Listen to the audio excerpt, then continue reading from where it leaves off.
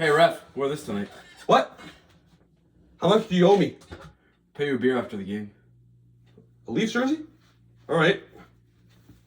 So what's the deal? That we make the Leafs win? Sure, do what you gotta do. All right. And we'll go for a beer after the game. How about that? You got my word. With Renaud Lavoie? Whoever you like. All right. Arrête de niaiser, là. Je suis pas un fan des Leafs, puis je serai jamais.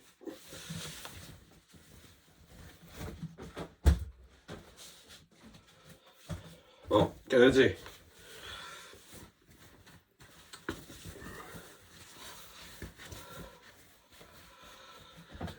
C'est pas Leafs Forever, c'est Abs Forever. Bonsoir tout le monde. Les Canadiens qui s'inclinent par la marque de 1-0 en prolongation grâce à un but gagnant marqué par Mitch Marner. Un match, une défaite crève-cœur, on va se le dire. Après la performance hier à Ottawa où le Canadien a vraiment sorti flat. Puis on n'était pas là du début à la fin. Mais à ce soir, on avait des bonnes intentions. On a quand même sorti fort avec l'intensité des trucs avant. Une bonne première période sur la route. Deuxième période, même affaire. On n'avait pas beaucoup de chances de marquer, mais on jouait une game serrée, on limitait des chances de marquer. En troisième période, encore une fois, ça a commencé plein de punitions inutiles. Pour moi, les arbitres à soir, puis vous allez voir dans la miniature, c'était pas fort. Là. Plusieurs appels des soft calls. Pezzetta qui tombe avec le bâton de. Je pense que c'était Domi, me semble, mais dans un match de série, t'appelles pas ça. Puis même chose avec Savard. Un petit coup sur la pad à McMahon, le gars, il fait son acteur, puis une punition. C'est juste. Puis ça a tué le momentum du Canadien. Puis le Canadien avait de la misère à exécuter des jeux, puis créer des chances de marquer.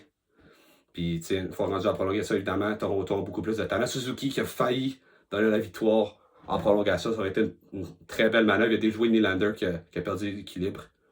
Malheureusement, Stolar, c'est un gardien de 6 pieds 6. Il n'y avait pas de place. Et Marner a un beau but en prolongation. Heureusement pour le Canadien, avec ce point, les Red Wings de Détroit sont éliminés. Combiné aussi aux défaites des Islanders et des Rangers aujourd'hui, le Canadien, il reste juste les Blue Jackets à qui il faut se méfier pour la dernière place. Mais là, le Canadien a une avance de 5 points. Blue Jackets qui jouent demain, un rematch face aux Caps après les avoir lessivés par la marque de 7-0 aujourd'hui. C'était pas beau à voir. J'ai pas regardé la game, mais 7-0, c'est pas mal. Ça fait dur. Alors, je m'attends probablement à ce que Washington rebondisse demain à domicile. Alors ça va être un match difficile pour les Blue Jackets. Mais le Canadien, leur dernier match sur la route. Encore une fois, le Canadien qui, ont de la misère. Évidemment, derrière les lancers, tu aurais cru que le Canadien s'est fait complètement dominer. Pour moi, c'était pas ce genre de match-là, pas en tout. Canadien, comme j'ai dit, les chances de marquer le Canadien, je trouvais que ça allait, surtout à 5 contre 5, c'était nez à nez avec Toronto, mais la différence, c'est que Toronto cadrait ses lancers, le Canadien était complètement incapable de viser but. Je pense qu'on finit la game avec 15 lancers, me semble. C'est pas assez. Toronto, c'était au-dessus de 30.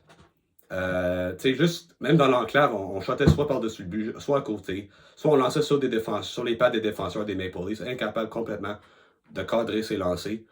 Puis, à force que ça arrive, tu t'épuises mentalement, ça devient frustrant. Je pense que les joueurs, peut-être, ont perdu confiance aussi en leurs moyens de marqueur. Puis, quand tu passes, même si, comme j'ai dit, les appels, les arbitres, c'était pas fort, comme je dis, à force de jouer à des avantages, tu t'épuises aussi. Puis ça a apparu rendu en troisième période, il n'y avait plus de jambes. Évidemment, c'était un deuxième match de dos à dos. Alors c'est très difficile. Mais disons, ils ont besoin d'une dose d'énergie. Puis heureusement, Demidov va jouer lundi soir contre les Blackhawks. Alors ça devrait amener une dose d'énergie à l'équipe. Daubèche a été très très bon. Probablement son meilleur match. Mais les deux derniers matchs contre Nashville et Toronto à ce soir, c'était pas mal spectaculaire. C'est tellement un gardien athlétique, tellement combatif.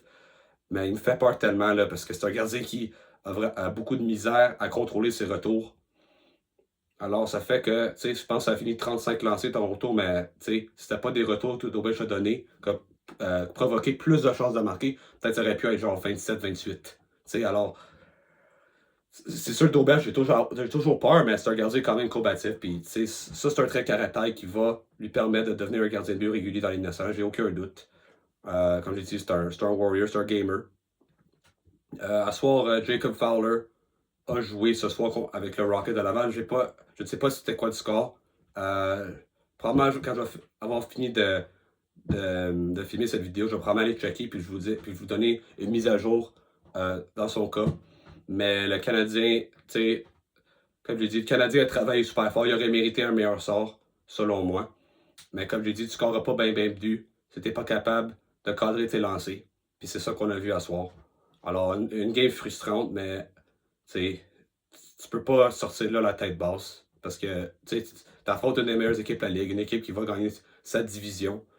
C'est un peu dommage qu'on n'aurait pas pu se qualifier à Toronto. Ça aurait été bien le fun, mais au pire, on va se qualifier contre les Blackhawks ou les Blue Jackets vont perdre contre les Capitals ou je pense même s'ils se rendent en prolongation, je pense qu'ils sont éliminés. Alors, tu le Force Columbus, c'est 3 victoires à la régulier qu'ils ont besoin. Alors, c'est juste ça qu'ils ont besoin. Mais rendu là, ce serait quand même dommage pour le Canadien de se qualifier à cause qu'une équipe qui les pourchassait a perdu. Puis il y a eu deux occasions en fin de semaine. Mais tu sais, Ottawa et Toronto, ils n'allaient pas donner des chances aux Canadiens. Là. C'est deux équipes, c'est deux rivalités. Je pense ni l'un ni l'autre aurait aimé permettre aux Canadiens de faire les séries cette année. Même si Ottawa, c'est certain qu'on ne les affrontera pas en série, mais Toronto, il y avait une petite chance si on battait les Sénateurs. Évidemment, là, c'est pas mal impossible que le Canadien rejoigne les Sénateurs. Je pense mathématiquement, même c'est 5 points, le Canadien ne peut même pas accumuler 5 points, alors que le Canadien est garanti de finir au mieux 8e dans l'Est. Mais c'était évidemment un effort, je dirais pas suffisant, parce que comme je dis, on n'a pas eu assez de lancers au but. Mais on aurait mérité un meilleur sort avec l'effort qu'on a mis. Surtout en défensive, on a très bien protégé Jacob Dobelsch à 5 contre 5. Les Maple Leafs ils ont vraiment seulement été menaçants à 5 contre 5, je veux dire en supériorité numérique. Évidemment, ils ont scoré aussi à 3 contre 3. Mais quand la game était serrée à 5 contre 5, il ne se passait pas grand-chose d'un côté comme de l'autre. Autant dans la zone des Leafs que dans la zone des Canadiens, c'était vraiment du hockey hermétique. Puis les Canadiens, ils apprennent dans l'adversité, puis au moment où il y aura un peu plus de talent, évidemment Demida qui s'en vient, mais le Canadien pourrait se retrouver du bon bord de ces matchs dans un but qui sont très serrés parce que actuellement il nous manque un peu une étincelle pour gagner ces games-là. Mais Canadien, il y a 2 games à faire à la fin de la saison. Chicago, lundi, Caroline, mercredi. Chicago, la pire équipe. Mais la deuxième pire équipe de la Ligue. Ça, c'est un must-win. Si tu perds cette game-là, tu te mets vraiment dans le trouble. Là. Surtout si Columbus gagne les 2 prochaines games, quelque chose, là, puis tu es rendu dans les matchs contre la Caroline. Là. Moi, honnêtement, là, si le Canadien perdait contre Chicago à la régulière, je pense mercredi, là, ça serait le genre de game qui perdrait probablement, là, parce que la pression va être haute. Pour la première fois depuis des années, le Canadien aura de la pression de gagner. Puis Caroline, encore une fois, ça reste être une équipe qui va reposer certains joueurs clés pour être prêt pour les séries, comme la Caroline est déjà assurée de finir 2e dans la division et d'affronter les Devils du New Jersey au premier tour. Alors, pour le Canadien, j'ai pas vraiment grand-chose d'autre à dire du match. Je veux aussi vous dire que je vais être là au match en passant face aux Blackhawks pour voir les débuts d'Ivan Demidov avec le Canadien. L'année passée, je voulais vraiment voir jouer Connor Bedard son premier match à Montréal. C'était un samedi soir, c'était le match d'ouverture pour le Canadien. Malheureusement, ça ne s'est pas produit. Évidemment, les billets, c'était fou pour ce match-là. Alors, j'ai vraiment ma chance cette fois-ci de voir jouer non seulement Bedard, mais aussi le premier match de Demidov. Et aussi, ça sera le premier match que je vois de Lane Hudson.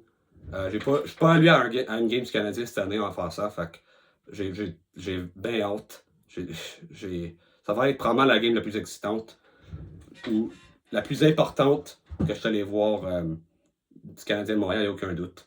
Alors, j'ai super hâte à ça. Là. Ça, c'est une game que le Canadien ne peut pas perdre.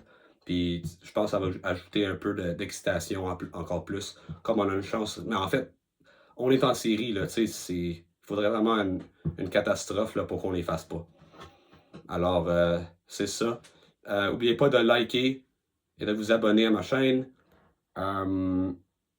Allez checker aussi mes vidéos si vous voulez savoir plus sur moi et si vous voulez savoir les équipes que j'aime le plus et celles que j'aime le moins. Évidemment, Toronto, c'était une des équipes que j'aime le moins, puis on les a affrontées à soir. Puis, on se voit à la prochaine. Go Habs, go! J'ai une petite mise à jour sur le match du Rocket de Laval. Ils ont remporté la game 2-1 face au Crush de Syracuse. Jacob Fowler a poussé 25 sur 26 shots dirigés vers lui. Il a été la première étoile du match. Alors ça, c'est encourageant pour Fowler. Et évidemment, sur un gardien de premier plan. Un gardien d'avenir de premier un espoir de premier plan devant le filet.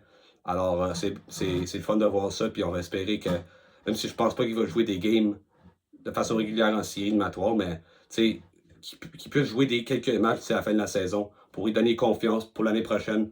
Ça va être bien encourageant. Alors, chapeau à Fowler, puis on va espérer que ça va se poursuivre dans son cas.